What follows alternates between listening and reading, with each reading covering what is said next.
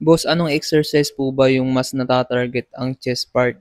So, sa chest naman, maraming exercise na pwede mong gawin. Pwedeng ganito, free weights or body weights or sa gym, yung mga machine dun. Tatlong exercise lang yung kailangan mo para matry mo yung tatlong muscle mo dyan sa chest. So, parang ganyan, oh, yan yung pump natin. So, ang gagamitin natin ngayon is dumbbells lang para mapakita ko sa'yo yung tatlong workout na yun.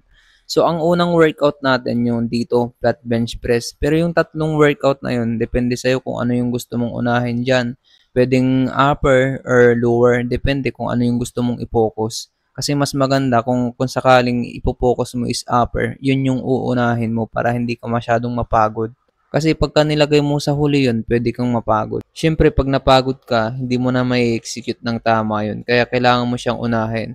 So, yung unang workout natin is flat bench press. Isa to sa tatlong workout na kailangan mong gawin para matry mo yung tatlong muscle mo dyan sa chest. So, mas focus niyan yung middle chest natin. At ito naman yung pangalawang workout natin, incline. Incline bench press. So, ang mas focus niyan yung upper chest natin. Kung sa bahay ka lang nag-workout, pwede mong gawin is yung mga body weights, push up, mga ganun. Tatlong variation lang din yun, mga incline, decline, tapos yung regular push up. Pero pagka sa gym ka naman maglalaro, pwede mong gawin yung ganito, yung dumbbells. Pero pwede din naman yung mga machine doon. At kung sa gym ka mag-workout, nakita mo naman siguro yung mga position ng bench natin. Yung una is flat bench press, yung pangalawa is incline.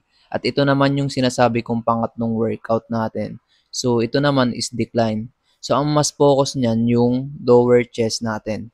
Yan lang yung tatlong workout na kailangan mong gawin. At baka nakalimutan mong itanong kung ilang sets o repetition yung gagawin mo. Mag-umpisa ka muna sa 3 sets tapos 10 to 12 repetition. Huwag mo munang isagad sa 4 sets para magawa mo yung tatlong workout na yan. Kasi pag sinagad-sagad mo yan ng 4 sets kada isang workout, sigurado mapapagod ka niyan. At baka yung tatlong workout na yan, hindi mo matatapos, lalo na pagka beginner ka pa lang. At yung dagdag na tanong mo, ano yung nutrients na dapat i-intake? Dalasan mong kumain ng itlog tsaka chicken breast. At siguro malaki ka naman na, alam mo na yung mga masusustansya at hindi.